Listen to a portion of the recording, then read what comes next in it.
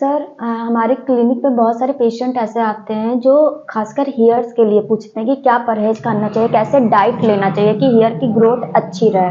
देखिए डॉक्टर सौम्या जी, आपने पूछा हेयर के लिए कैसी ग्रोथ हो और हेयर के लिए परहेज कैसे करें। अगर होम्योपैथी में मेरे पास आया है तो होम्योपैथी की जो इससे पहले वाले वीडियो में बता चुका हूं कि होम्योपैथी कौन से परहेज हो तो करना पड़ता है।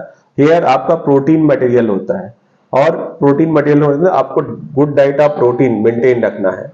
ये भी देखना है कि अगर आपने प्रोटीन ले रहे हैं तो एक्स्ट्रा प्रोटीन लेने की जरूरत नहीं है। प्रोटीन विशेष होता है, डेली आप दाल लीजिए। अगर नॉनवेज लेते हैं तो डेली नॉनवेज ईटिंग अपने कैलोरी बर्न के अनुसार एक नॉनवेज को मेंटेन रखिए, है ना। एक अंडे का अंडा लीजिए, डेली एक अंडा लीजिए जिसमें व्हाइट पार्ट हो, येलो पार्ट हटा करके। मिल्क डेली 200 ml मिल्क जरूर लीजिए। ये डाइट में जरूरी होता है हेयर्स की ग्रोथ के लिए। और बेसिकली ये होता है कि फ्रूट्स डेली एक फ्रूट्स बहुत जरूरी होता है। डिपेंड करता है कि हेयर्स में डिजीज कौन सा है। अगर कोई फंगल इन्फेक्शन है उसकी तरह से प्रिकॉशन चेंज हो जाता है। अगर आपको फंगस इन्फेक्शन आ रहा है तो अपने हेयर्स को क्लीन वॉश करिए। एंटी डैंड्रफ शैम्पू जो हमारे यहाँ से दिया गया शैम्पू उस तरीके से वॉश करिए। दिए गए स्प्रे और दवा को अच्छे से उपयोग करिए।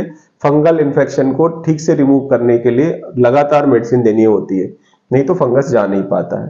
दूसरी चीज है, फंगस का मतलब समझाना चाहता हूँ, डैंड्रफ भी फंगस में ही आता है। आपके बाल के हेयर रूट्स में कभी कभी इन्फ्लामेशन देखने को मिलता है।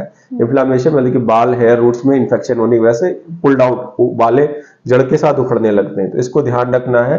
जो मेडिसिन लिक्विड में देंगे उसको प्रॉपर तरह से लगाइए।